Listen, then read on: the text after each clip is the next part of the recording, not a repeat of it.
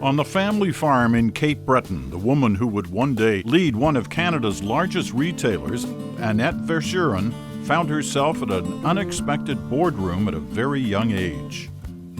When I was about 11 years old, my father had a heart attack, and so the kids really had to work hard.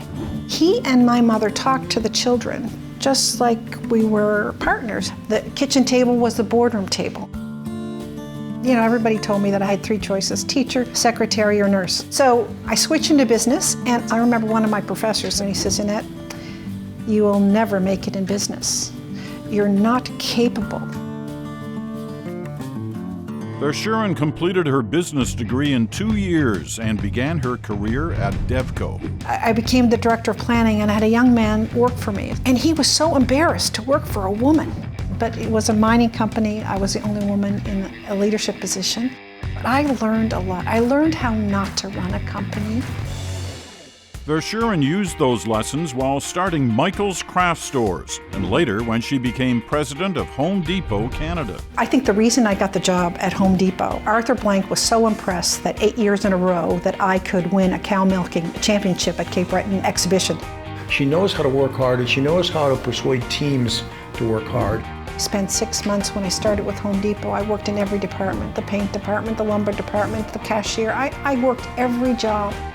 Annette is a true servant leader. She puts people in front of her own needs. The leadership style is one that starts from a very important base of humanity and caring about the individual.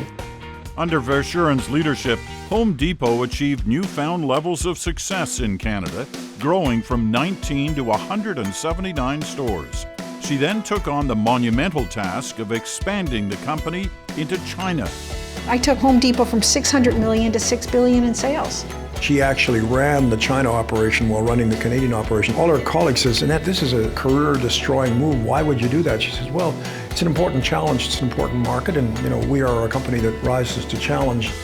Her attitude toward failure is also positive, and failure is a great teacher. I think creativity comes from making mistakes. I think creativity and new ideas and innovation are created when you are not structured, when you have to go beyond your comfort zone. Verschuren stepped outside her comfort zone for her next venture, an energy storage company called Enterstore. We're very good at storing water, at storing food, but we're not good at storing energy. And so that, to me, I saw that as an opportunity when my husband and I went around the world and visited 18 countries. It's fascinating to see Annette such a leader now in new forms of energy and energy storage. Not surprising at all for anyone who knows Annette. I'd say she's got balls.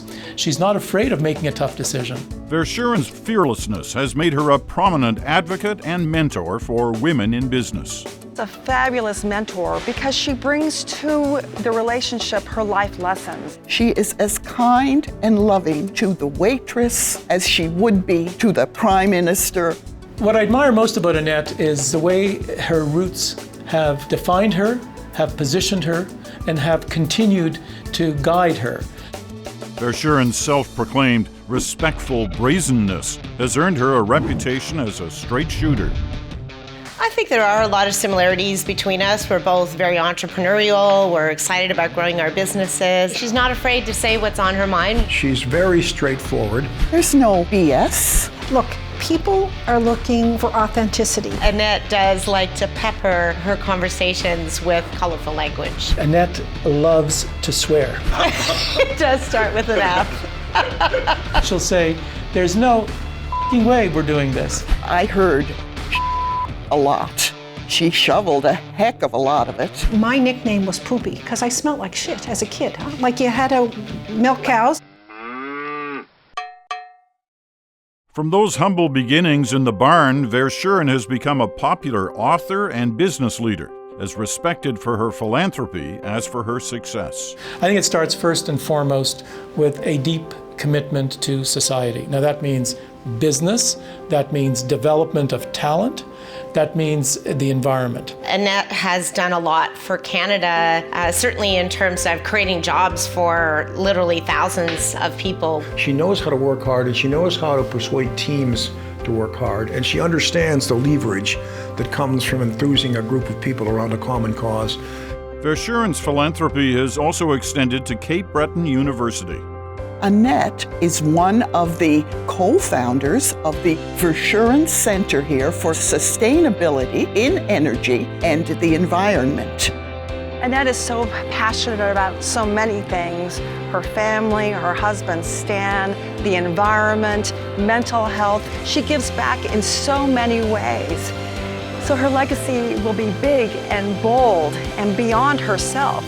My sister is my best friend in life and someone who I can depend on, come thick or thin, in good times and in bad. I love her. Please welcome Annette Verschuren, 2019 inductee, as companion to the Order of the Canadian Business Hall of Fame.